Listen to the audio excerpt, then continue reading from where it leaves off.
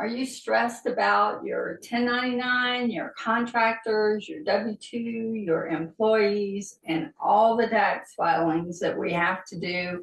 In today's video, I want to take you through the deadlines that we do have first off, and then I'm also going to show you in QuickBooks Online how you can quickly do it so you don't get confused with it, because it's a really simple process. It's very easy to get done.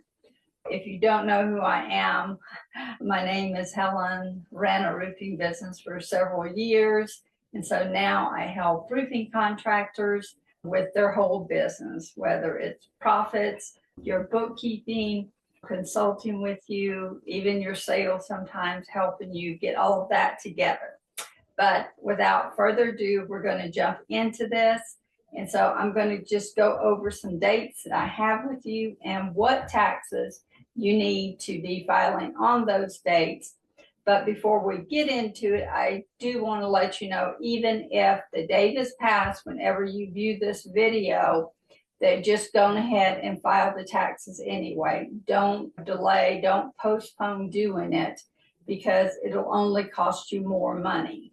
So we are going to get into it now.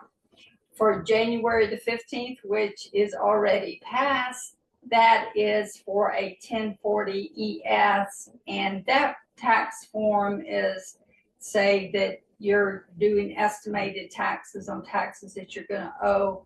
Say that you paid yourself $50,000 in the fourth quarter, so you need to do an estimated tax payment to IRS on their website, or automatic payments, or whatever it is, whatever percentage rate you have decided on. I generally recommend for contractors maybe to do it your net profit about 20%. So, or if you did pay yourself $50,000, then 20% of that. So at the end of the year, you don't end up owing taxes. Okay, and then on January the 31st, we need to turn in our W-2s. We have to send that to Social Security Administration. Most of this we can all do online. You may have somebody doing your payroll for you, or ADP or Paychecks or something like that, and they do this filing for you. And then also we have our 1099s that we need to also submit online or mail them in, however that you're going to do them. For us contractors, we need to make sure that every time we hire a contractor, before they even get on the job, that we get a W-9 for them. That way we have their federal ID number, social security number, so we can send it in our 1099s. And then with your W-2 is going to be with your W-3, but that'll be automatic. If you do have employees, we have to file our 941s, and that is for the fourth quarter of 2024. And then your 940, which is a yearly form that you have to file with the federal government, with the IRS. But don't be in distress here. I do have a Google Docs that I've totally prepared for you, and you can just check each one off. If one doesn't apply to you, then, just check it off so you know that you don't have to worry about that. Those are most of our forms for January. We have a couple that are due in February. Usually February, we can correct any of the forms that we did in January. If the number was incorrect, the contractor comes back and says, that's the wrong amount, you didn't pay me this amount of money, then we can correct those and correct our books. And then in March, it comes into partnerships, where you need to file your partner taxes, you need to file your corporation taxes, that type of thing. And then March 31st, we have to make sure we do have all our 1099 submitted to the federal government, okay? And we just want to stay on top of all this. Then by the time April rolls around, we're going to have our income tax, our 1040 taxes that are due. And if you do need to file a business extension, you can file it by April 15th. I usually do that on TurboTax. And then that gives me to October the 15th just to get all my paperwork together. But if you think you owe money on taxes, you need to go ahead and make an estimated tax payment so you don't get penalty and interest from the Internal Revenue Service. We will have that in the description for you.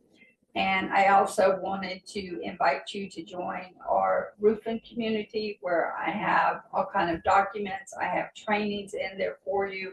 It's totally free, risk-free, and you can just go in there and learn how to do QuickBooks Online if you are doing bookkeeping in-house, or you need it for your bookkeeper or for yourself, or however you're doing that. And then if you do need any help with your bookkeeping, then please reach out to me and I will be more than happy to help you with that as well. I'll have the link for our school community, and so please take advantage of those free resources that I do put together for you to help you grow your roofing business, so you don't have a lot of cost involved in your roofing business. Okay, so now I'm going to share the screen and we're going to go into QuickBooks. And I just have my company set up in here. So we're going to go over there. My personal company. So what we would do in here, we are going to go up to vendors. And you'll see it says 1099 filings here. After you file these, then everybody you filed them for, then they would be right here, okay? But you can click that as well. There's always a few different ways to get around in QuickBooks. So that's one of the other ones. And QuickBooks does give you some notices when everything has to be done. That's one thing I really love about QuickBooks. And I run payroll in QuickBooks. I pay contractors through QuickBooks, just straight online, and it makes your business really simple and easy and automated. But we're going to click Prepare 1099, and when you get here, I don't do this, try it out, and let QuickBooks do it for me. It's quite a bit more expensive that way. You're going to pay $14.99 per form versus $5.99 per form, okay? That's 3 forms, 4 to 20, and then forms 21 plus. You would click your no thanks. And then they're going to give you all your information. You're going to click confirm. Okay, now when you get here, you might not have anything in here, but we've got to put the accounts that we paid contractors. So we can click select accounts, and then you'll see all the common accounts they have here. So you can just go through, like say, if you had an accountant, CPA, bookkeeper, you would check that one. And then you would have, just for instance, if one of these were subcontractors, I don't have a subcontractor in mind, but say for instance, let's see,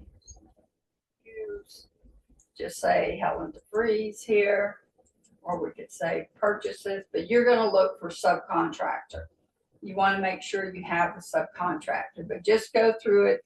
Anybody that you know that you paid and you need to, that was a contractor, then you want to add whatever category that is in your QuickBooks. So we'll just click add here and see they will add these 3 things. And then you'll click select and you want to put non-employee compensation. Now, if you paid rent, you have to send them a 1099 miscellaneous. So say if you send Myers Investments your rent check every month, then you would pick the 1099 miscellaneous for rent. But we'll put non-compensation, each one of these, and then we would click next. And I won't really come up with anything here because I didn't have any subcontractors or pay anybody for bookkeeping or accounting because I do that. But then the ones that you do see here, you would just check those off, click your next button, and then QuickBooks would show you how much the charge is for however many you had. Then you would pay QuickBooks right here, usually about 20 bucks. And then they will file the 1099s for you, which is awesome. And they will even mail out the 1099s for you. So this will save you a lot of time and money with that, okay? But that is basically how you can get this done, getting your 1090. The most important things in January is your 1099, your W-2s, and if you have employees, your 941 and your 940. But like I say, if you need any help with this, please comment, in the comments or send me a direct message, and I'll be glad to jump on the Zoom call with you, take a look at what you have, and we'll figure it out together. That's all I have for today, and I hope you have an amazing weekend. All right, bye-bye.